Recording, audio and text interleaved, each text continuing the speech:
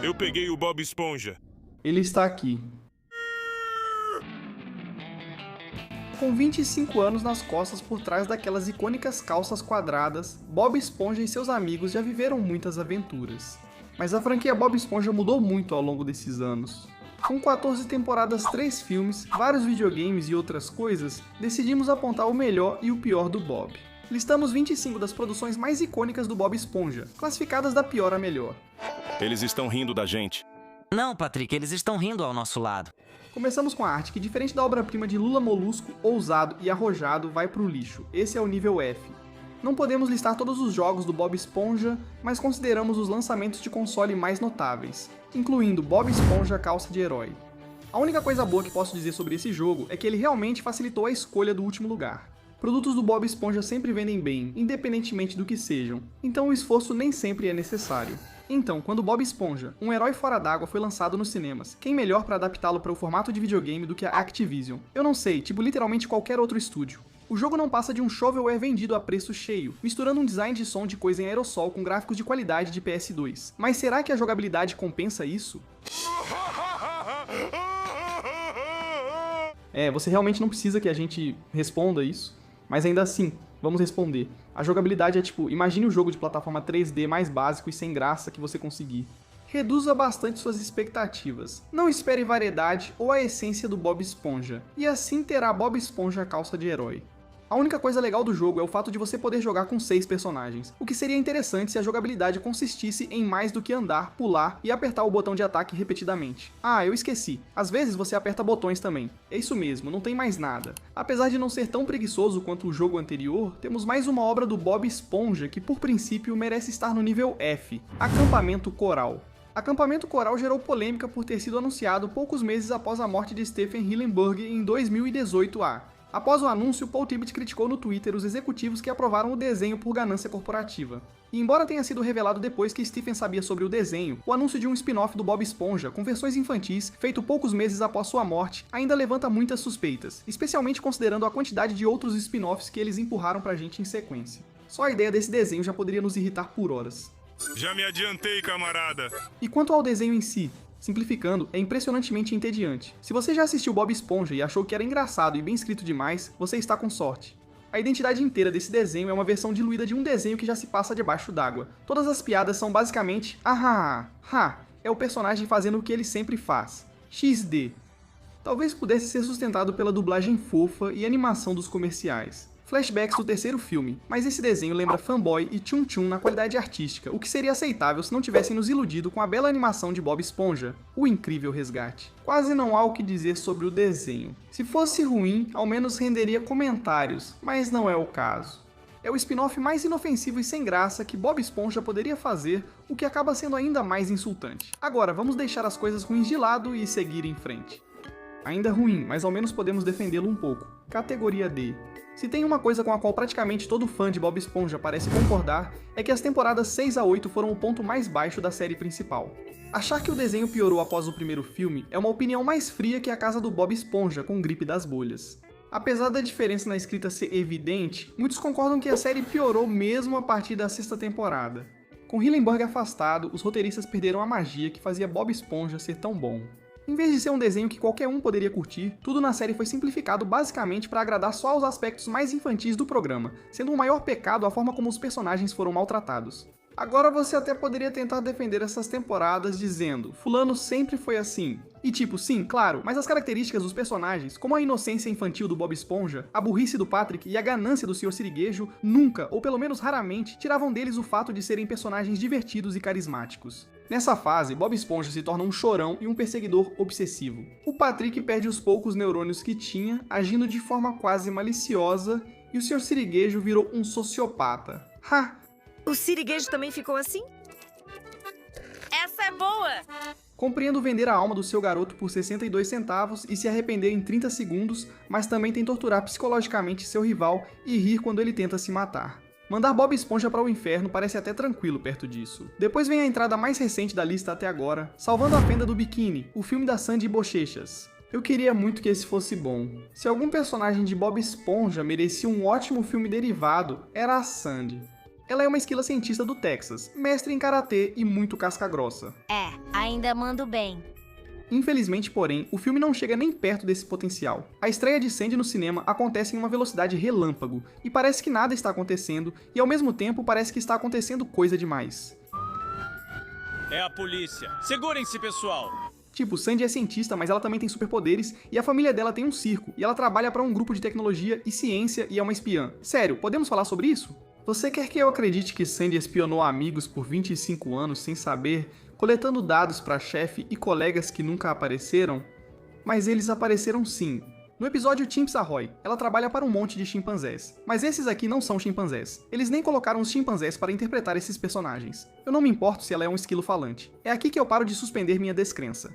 Ironicamente, o maior problema do filme é, infelizmente, Bob Esponja. Sandy decide levá-lo junto na jornada, e ele basicamente só existe para fazer alguns comentários bobos, e depois rir desses próprios comentários bobos. Eu adoro o Bob Esponja, mas poxa, cara. Você teve 25 anos de TV e 3 filmes no cinema. Agora deixa a Sandy assumir. O filme também tem qualidades. As cores são fofas, os segmentos em live action no terceiro ato são tão bobos que ficam realmente engraçados, e há várias piadas visuais divertidas. A animação é decente, mas os modelos dos personagens são bem inconsistentes. Fique atento. Puf, sai de perto. No geral, embora o filme da Sandy não seja necessariamente horrível, fica bem claro que é mais uma tentativa de ganhar dinheiro do que qualquer outra coisa. Consigo imaginar facilmente as crianças mais novas adorando, mas pra quem cresceu assistindo ao desenho, não tem muita coisa aqui. Ainda assim, tem pelo menos alguma coisa. Ri algumas vezes e houve referências legais a episódios antigos da Sandy, mas gostando ou não, uma coisa é certa. Confirmaram que o Lula Molusco é bissexual e fica caidinho pelo primo da Sandy. Tire suas próprias conclusões. Agora temos o terceiro filme, O Incrível Resgate, que basicamente tenta cumprir todos os passos de um filme do Bob Esponja. O primeiro ato são só 20 minutos dos personagens mostrando que são de fato quem são. Bob Esponja é feliz, Patrick é burro, Sandy é inteligente, seu siriguejo é ganancioso, etc. O resto do filme tenta ser a mesma comédia de viagem entre amigos do primeiro, mas foca menos em piadas bobas e desenvolvimento de personagem. Estamos conversando como pessoas inteligentes. Isso deve ser um sonho. E mais ainda, tipo, depois da 5ª temporada do programa, tem muito grito, mas é preciso dar o devido crédito. Apesar de a cena do tribunal ser pura propaganda e a parte mais insultante do filme, é também o momento mais sincero, o que é triste, mas tem seus méritos. É bom ver seu siriguejo e Lula Molusco defendendo o Bob Esponja. A animação está incrível. Sério, Acampamento Coral chegaria a esse nível se tivesse essa aparência. O filme não é ruim, mas decepciona em relação às outras aventuras do Bob Esponja. Poxa, esse nem teve um jogo licenciado feito às pressas. Provavelmente seria ruim, mas ao menos seria engraçado. Se você gosta de jogos apressados, a Vingança Robótica do Plankton encerra o nível D. Lembro claramente do dia em que vi esse jogo pela primeira vez. A arte da capa e o nome deixavam claro. Era o sucessor de Batalha pela Fenda do Biquíni que eu, quando criança, precisava. Mal podia esperar para jogar. E para dar o devido crédito ao jogo, ele é jogável. Eles trouxeram todos os dubladores, e a jogabilidade funciona, mas o jogo realmente não tem nada de especial, considerando tudo. Destaco quem deu aos personagens do Bob Esponja armas ao estilo Ratchet e Clank para enfrentar robôs. É um conceito divertido, e com amigos pode ser bem divertido jogar. Infelizmente, a falta de qualquer design de fase interessante ou único faz com que seja um jogo bem entediante para qualquer pessoa acima dos 9 anos de idade. É basicamente o irmão mais velho um pouco mais competente de calça de herói, o que garante a ele um lugar mais ou menos aceitável na lista. Com isso fora do caminho, agora entramos no nível C. Aqui começamos a ver uma luz no fim do túnel da história do Bob Esponja. O primeiro dessa categoria é um título que eu não podia deixar de mencionar. Antes de todos esses jogos sofisticados como Candy Crush, Angry Birds e outros, existiam os jogos em Flash. Se você cresceu vendo Bob Esponja nos anos 2000 até os anos 2010, provavelmente jogou vários desses jogos em Flash, típicos daquela época. Clipes de voz comprimidos, recursos sempre reutilizados, inconsistências e memórias. Com jogos como o Concurso de Karatê, que traz a empolgante mecânica daqueles modelos toscamente desenhados de Bob Esponja e Sandy se batendo sem parar, até o Riff Rumble, um clone de Street Fighter onde tudo o que você precisa fazer e tudo o que você pode fazer se quiser ganhar é disparar o Hadouken personalizado do seu personagem. Era difícil enjoar da seleção de jogos daqui, eles podem ser coisa do passado, mas tem algo neles que é simplesmente infinitamente encantador. Se isso ainda não for nostálgico, talvez o primeiro jogo do Bob Esponja seja A Lenda da Espátula Perdida, título lendário do Game Boy Color. Ok, não é exatamente o que há de mais moderno, claro, mas para dar início à carreira do Bob Esponja nos videogames, acho que merece ser mencionado de qualquer forma. Quero dizer, olha só esses belos sprites dos personagens. Todos são bonitos, mas o Plankton se destaca, especialmente pelos diálogos emocionantes. No fim, todo mundo só quer um hambúrguer de siri, não é, Plankton? Palavras sábias de um organismo unicelular? Acho que vamos focar nos videogames neste nível, pois o próximo é Atlantis Square SquarePants. Apesar de ser um especial de TV polêmico, Atlantis Square SquarePants teve 2 adaptações para videogame. Uau! Sinceramente, tem uma quantidade surpreendente de criatividade aqui. Basicamente, é uma mistura de minijogos viciantes, quebra-cabeças baseados em personagens, jogos de ritmo no estilo Rock Band e até vários segmentos de tiro em primeira pessoa, e ainda estou esquecendo de alguns. Depois tem a versão de DS, que é uma plataforma 3D surpreendentemente decente com algumas mecânicas divertidas. Claro, esse aqui, como muitos jogos do Bob Esponja, é realmente bizarro quando a gente olha pra trás. Quer um exemplo? Tirando as cenas em cel shading, que são assustadoras, ainda tem a voz do seu siriguejo.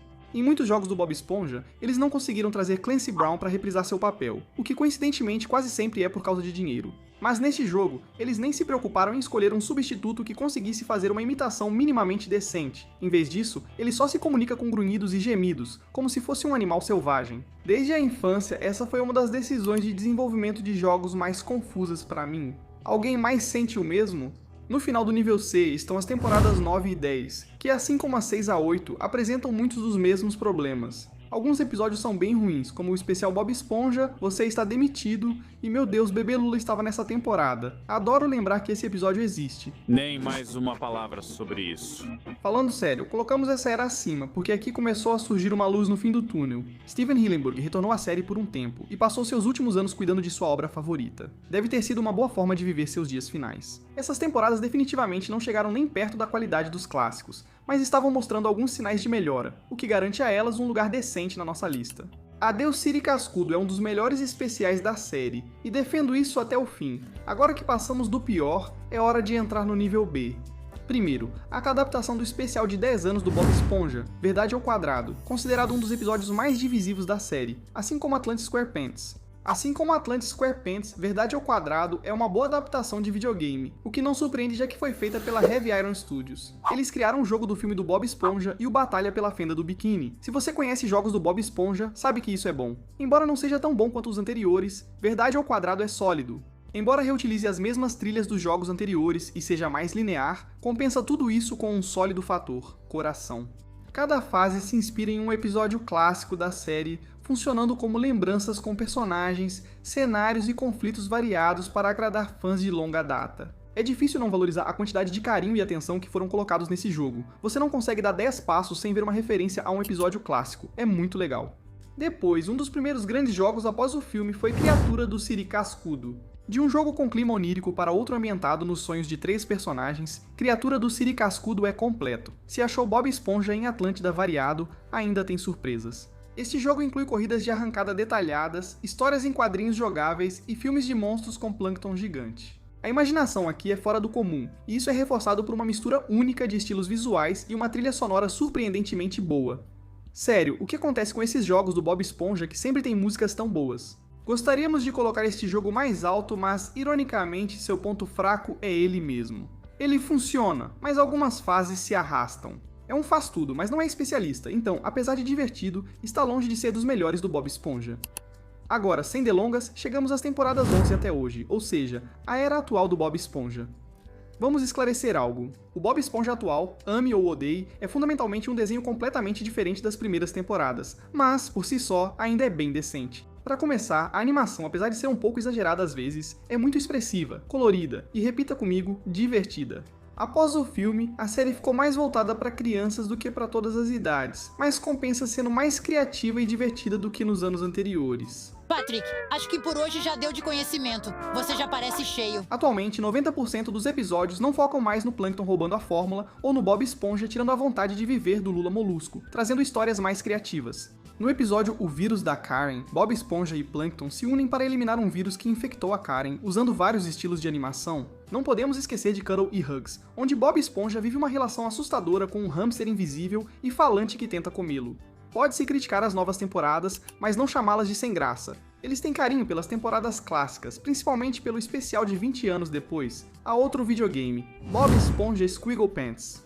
No curto período em que o tablet U-Draw existiu, Bob Esponja testou o aparelho e criou um clone decente de WarioWare. Composto principalmente por microjogos e alguns minijogos ocasionais, além de ser intercalado por algumas cutscenes com o patch, Squiggle Pants é surpreendentemente um dos jogos mais bem feitos do Bob Esponja. Se tudo isso ainda não for o suficiente para te convencer, com certeza você vai gostar de ver o quanto de dedicação foi colocada nos diferentes estilos de arte usados. Rabiscos da terceira série a quadrinhos de super-herói estão aqui, tornando essa uma das aventuras nos videogames mais encantadoras do Bob Esponja. Mas se você acha que esse vídeo está focado demais no Bob Esponja, bom, em primeiro lugar, por que você clicou nele? Em segundo lugar, deixa eu me esconder atrás desse PNG de escudo anti-motim antes de dizer que o show do Patrick Estrela chegou ao topo do nível B.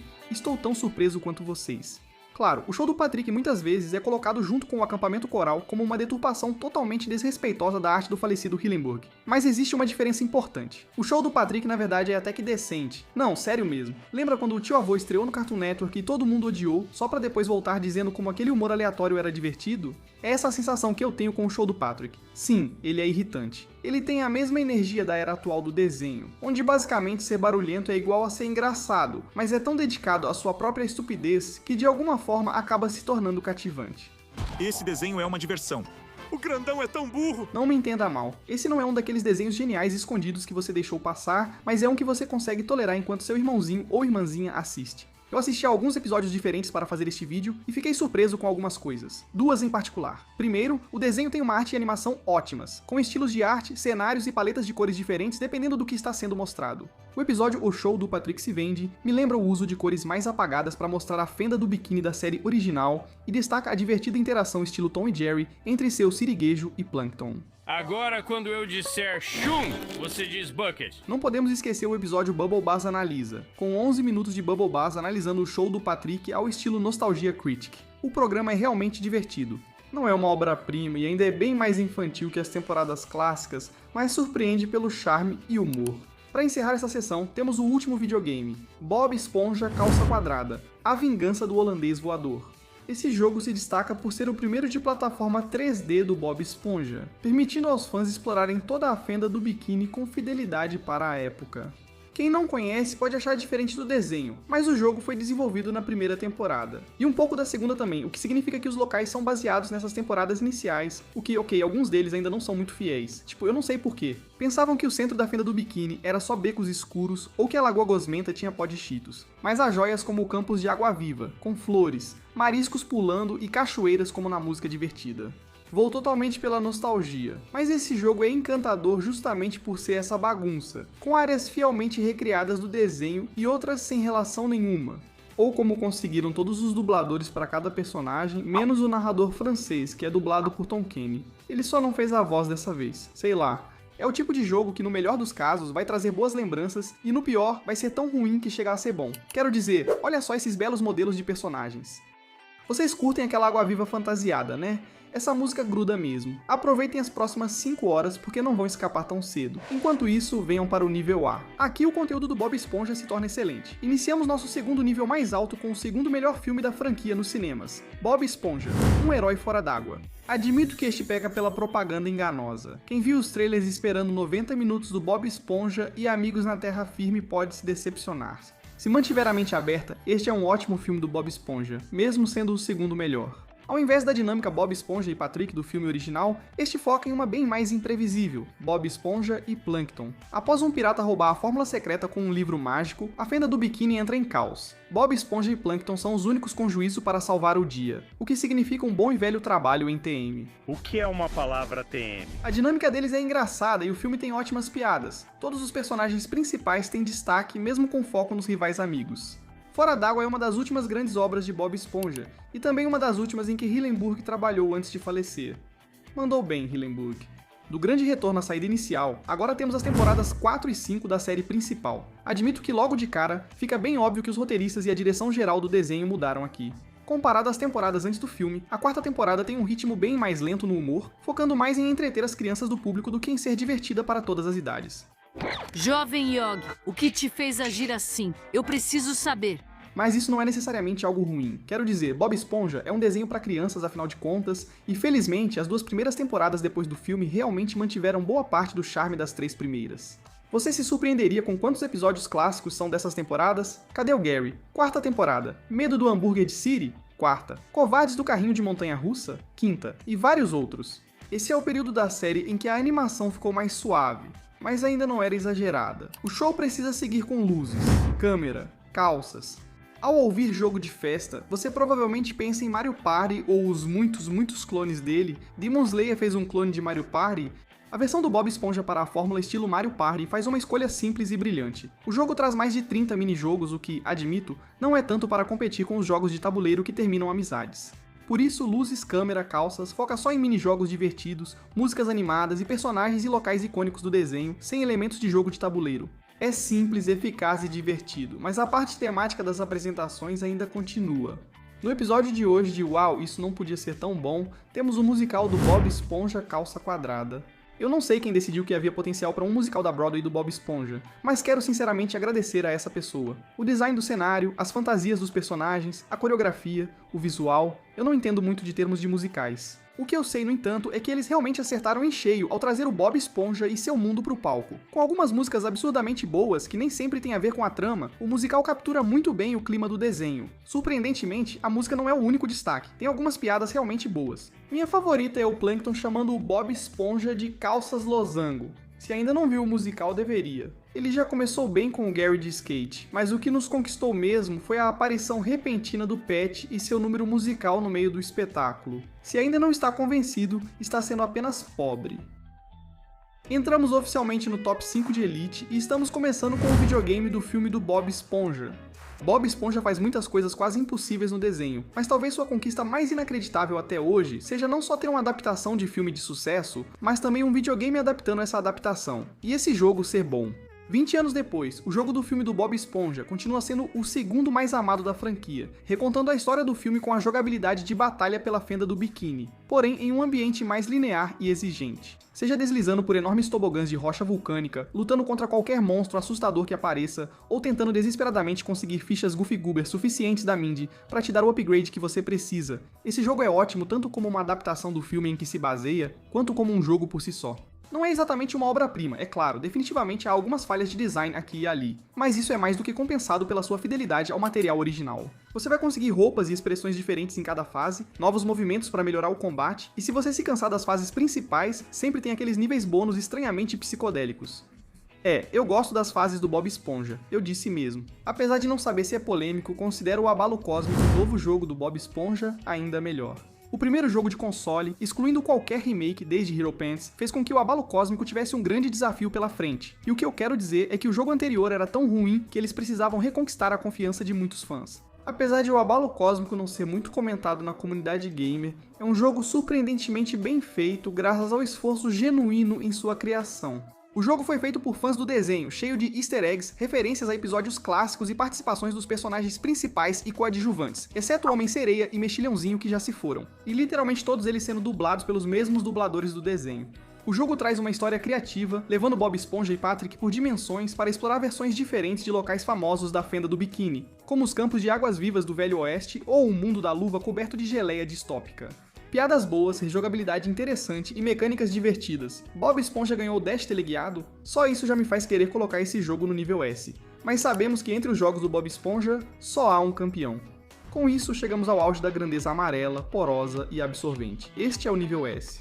Tenho certeza de que nem preciso te dizer que a medalha de bronze da grandeza vai para a batalha pela fenda do biquíni, um jogo que praticamente sozinho desafia a ideia de que jogos licenciados baseados em obras já existentes são ruins. Batalha pela fenda do biquíni segue a abordagem de ter verdadeiros fãs da série desenvolvendo o jogo, e o resultado é um jogo que funciona como uma verdadeira carta de amor às temporadas clássicas de Bob Esponja, com piadas que parecem ter saído diretamente dos episódios clássicos também. Ambientes que fazem você se sentir nos episódios do desenho, com 3 personagens jogáveis bem desenvolvidos. O jogo nunca fica entediante, só um pouco na floresta de algas, mas nada é perfeito. Além de ser um bom produto para os fãs de Bob Esponja, o jogo também é bom como, um jogo. Ele apresenta uma boa mistura de plataforma, coleta e combate leve, realmente o auge de qualquer grande jogo de plataforma 3D. Num momento você destrói robôs no pier da Lagoa Pegajosa, no outro tenta bater o recorde da Sra. Puff na Montanha de Areia. É realmente um jogo fenomenal, especialmente considerando que foi lançado no auge da popularidade do Bob Esponja, o que significa que sinceramente ele nem precisava ser tão bom pra vender bem. Mas ele é, e eu adoro isso. O medalhista de prata da grandeza também apoia a ideia, o filme do Bob Esponja Calça Quadrada. Muitas vezes, quando uma série de TV ganha um filme, ele acaba sendo só um episódio normal da série, mas mais longo.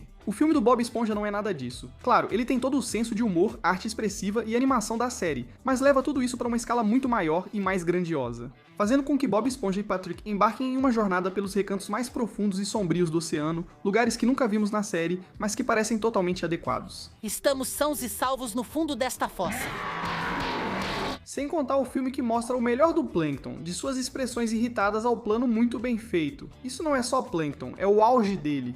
O ápice emocional entre Bob Esponja e Sr. Sirigueijo é perfeito para o final, com Sr. Sirigueijo aprendendo a respeitar Bob Esponja como ele é, sem esperar que amadureça. Junte a isso a dinâmica sempre fofa de melhores amigos entre Bob Esponja e Patrick, e você tem um filme inesquecível que os fãs vão lembrar com carinho como o verdadeiro final de um desenho animado praticamente perfeito. Espere, Patrick! Esta bota maior salvou nossas vidas! Eba, nesse caso, as temporadas 1 a 3 de Bob Esponja merecem a medalha de ouro da excelência. Nem preciso de uma transição especial, é óbvio. Não consigo imaginar que alguém tenha assistido a este vídeo esperando que outra coisa ficasse em primeiro lugar. E se você esperava, bem, talvez seja melhor aprimorar seus conhecimentos de bombologia.